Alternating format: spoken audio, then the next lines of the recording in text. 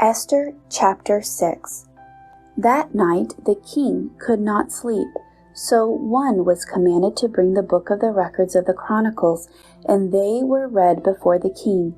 And it was found written that Mordecai had told of Bigthana and Teresh, two of the king's eunuchs, the doorkeepers who had sought to lay hands on King Ahasuerus. Then the king said, "What honor or dignity has been bestowed on Mordecai for this?" And the king's servants who attended him said, "Nothing has been done for him." So the king said, "Who is in the court?" Now Haman had just entered the outer court of the king's palace to suggest the king hang Mordecai on the gallows that he had prepared for him.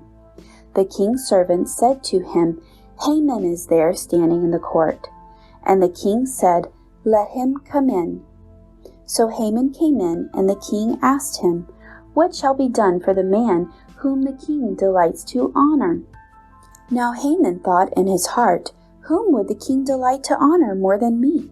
And Haman answered the king, "For the man whom the king delights to honor, let a royal robe be brought which the king has worn, and a horse on which the king has ridden, which has a royal crest placed on its head. Then let this robe and horse be delivered to the hand of the one of the king's most noble princes, that he may array the man whom the king delights to honor.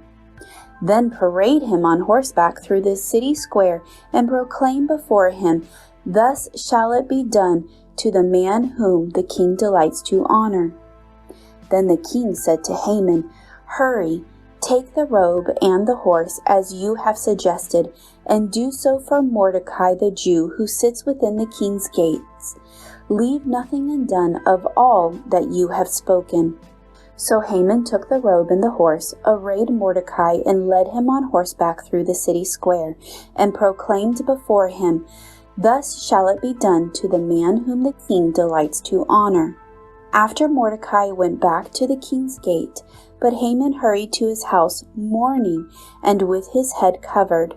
When Haman told his wife Zeresh and all his friends everything that had happened to him, his wise men and his wife Zeresh said to him, "If Mordecai, before whom you have begun to fall, is of Jewish descent, you will not prevail against him, but will surely fall before him."